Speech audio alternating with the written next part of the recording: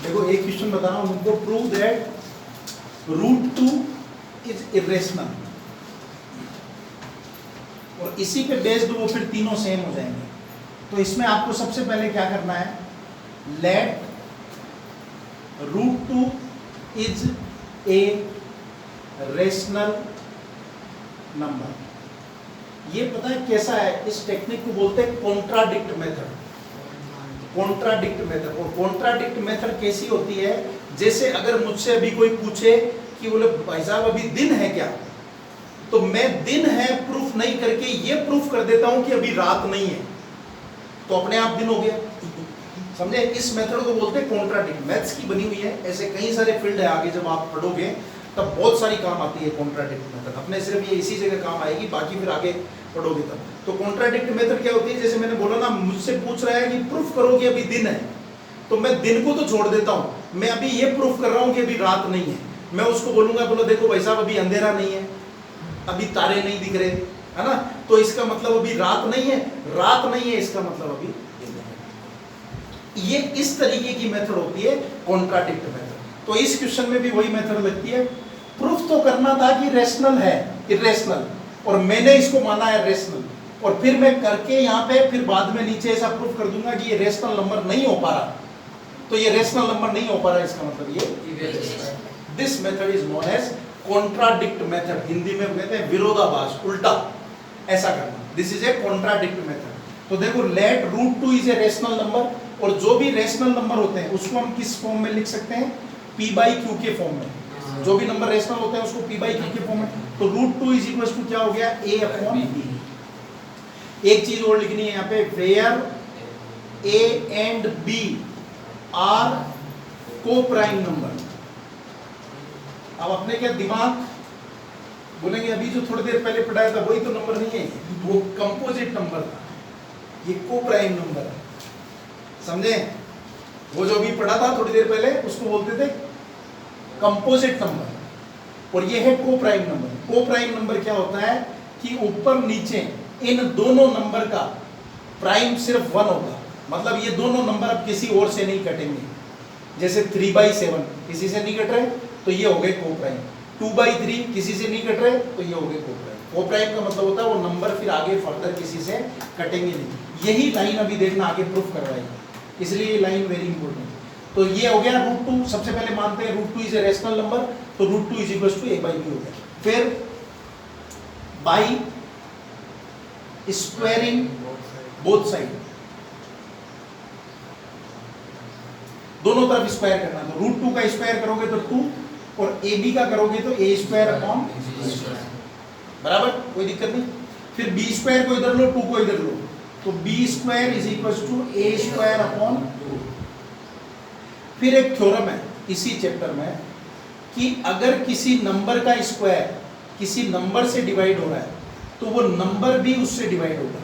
जैसे a² अगर 2 से डिविजिबल है, तो a भी 2 से डिविजिबल होगा।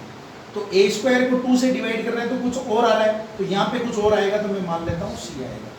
इसको डाल देना इक्वेशन नंबर 1। वापस सुन लो, सबसे पहले रेशनल माना, फिर उसके बाद a/b लिख दिया उसको, फिर दोनों तरफ स्क्वायर कर दिया, स्क्वायर करा तो इधर 2 आ गया, यहाँ से रूट हट गया, रूट था ही नहीं, a² b² हो गया। b² को इधर ले लेना, 2 को इधर ले लेना।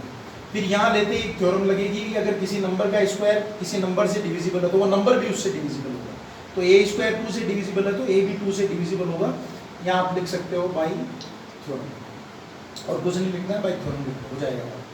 a/2 is equal to c आ गया इक्वेशन नंबर 1। यहाँ से a की वैल्यू क्या आएगी, 2c, ये वैल्यू उठा करके इसमें डालो, तो b² is equal to a की जगह पे आ जाएगा 2c का होल स्क्वायर अपॉन 2। तो ये सोल्व करेंगे तो b² is equal to 4c² 2।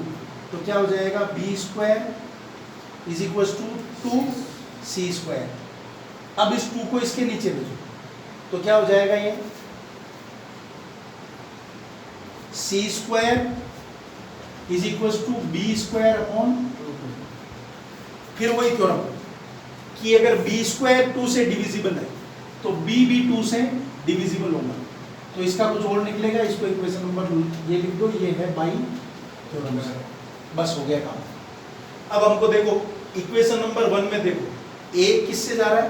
2 से, तो b किससे जा रहा है? 2 से, और हमने यहाँ पे क्या प्रॉमिस किया था ए और बी कि a और b कोप्राइम नंबर है। अब ये भविष्य में किसी और नंबर से डिवाइड नहीं होंगे, बट ये तो डिवाइड हो रहे हैं। बस ये हो गया। इसका मतलब अब हमको यहाँ पे एक लाइन लिखनी है, वो की वही सेम लाइन, तो हम यहाँ लिखेंगे from equation 1 and 2 a and b both, बिल्कुल सेम इसी लैंग्वेज में, a and b both are divisible by 2। From equation 1 and 2 a and b both are divisible by 2 which contradict our assumption। जो मैंने बात मानी थी ये तो उसका उल्टा हो रहा है, हिंदी में मतलब ये है which contradict our assumption, therefore √2 is an irrational number। ये proof, ठीक है, डन, समझ गए?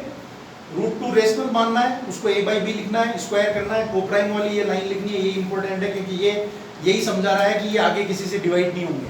फिर हमको करते करते क्या करना है, एक बार a को डिवाइड करके बताना है और एक बार b को डिवाइड करके बताना है। तो देखो एक बार a 2 से डिवाइड दिख रहा है और एक बार b 2 से।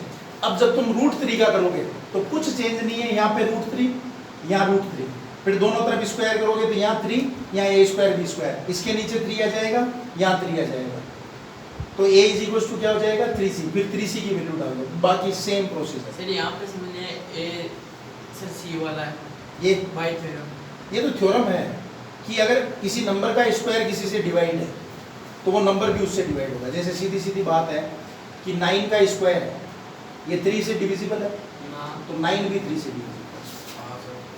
और ये थ्योरम सब जगह लागू है, तो इन पे लागू है तो ये डिजिट्स पे भी लागू है। तो सर अभी ये ए स्क्वायर सर ये 2 से डिविजिबल है। हाँ डिविजिबल है, तभी तो बी स्क्वायर निकला भाई। ए स्क्वायर अपॉन 2 बी स्क्वायर लगा हुआ है, इसका मतलब क्या है कि ए स्क्वायर में 2 से डिवाइड करा तो बी स्क्वायर आया है, तो इसका मतलब डिवाइड है तभी तो आया ना। डिवाइड नहीं होता तो होता ही नहीं डिवाइड, तो फिर यही रह जाता है, ये बी स्क्वायर आया कहाँ से? समझे मेरी बात को? तो ये ए स्क्वायर 2 से डिविजिबल है तो ए भी 2 से डिविजिबल होगा। अब इसकी वैल्यू बी स्क्वायर आ रही है तो निश्चित है इसकी वैल्यू बी स्क्वायर तो नहीं आएगी, कुछ और आएगी।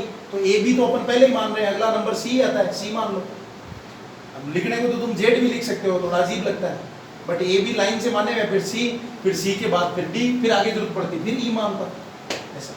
तो बस ये वेरिएबल हो गए और ये दोनों लाइनें इंपॉर्टेंट है, फर्स्ट और सेकंड। तो यहीं पे ये इक्वेशन 1 और 2 लगाना है और ये लैंग्वेज आपको बिल्कुल डिफरेंट। ये बोर्ड एग्जाम का 4 मार्क्स का क्वेश्चन है और बार बार हर बार लगभग सेम पेपर्स में, ठीक है, समझ गए? ऐसा ही आपको √3 करना है, ऐसा ही √5 करना है। √5 करोगे तो जहां जहां 2 दिख रहा है वहां पे 5 आ जाएगा। बस यहाँ थोड़ा सा ध्यान रखना, 5 का स्क्वायर और नीचे 5 तो आएगा वापस 5, बस सेम डिट्टो वैसा का वैसा, ठीक है।